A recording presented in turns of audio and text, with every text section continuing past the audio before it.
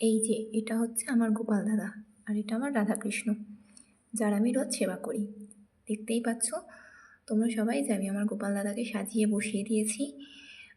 ঠান্ডা আছে বলে একটা পাতলা চাদরও গায়ে চাপা দিয়ে দিয়েছি গোপাল দাদার।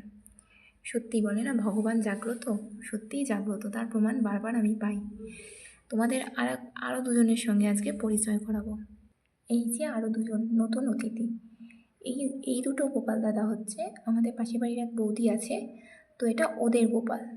তো এই গোপাল দাদার একটা বলি তোমাদের, যেটা হচ্ছে গিয়ে গোপাল দাদা শুধু পালিয়ে পালিয়ে আমাদের বাড়িতে চলে আসে কিন্তু আমাদের বাড়ি থেকে আর যেতে চায় না।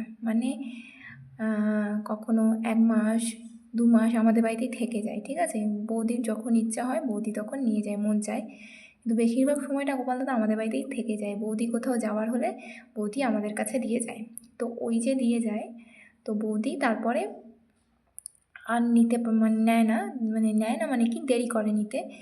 তো আমি মনে করি যে গোপালের ইচ্ছা আছে বলেই গোপাল আমাদের বাড়িতে থাকে, ঠিক আছে। একটা ছোট গোপাল আর একটা হচ্ছে বড় গোপাল, তো সবই গোপালের লীলা। তো ইনি আমাদের বাড়িতে থেকে যায়। তো এই কদিন আগেই বৌদি বাপের বাড়ি গেছিলো, তো এই গোপাল দুটোকে আমাদের বাড়িতে রেখে গেছিলো।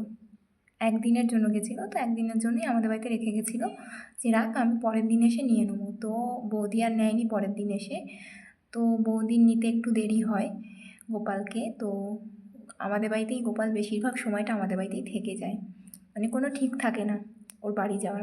ও আসলে বাড়ি যেতেই চায় না, আমাদের বাড়িতেই থেকে যেতে চায় মনে হয়।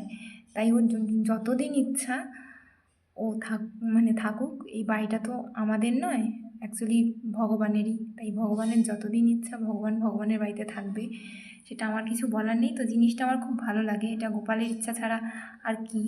ও এত দুষ্টুমি করে, ওর মন না চাইলে ওকে কেউ এখান থেকে নিয়ে যেতে পারবে না, কোনোভাবে ওকে তুমি নিয়ে যেতে পারবেই না এখান থেকে।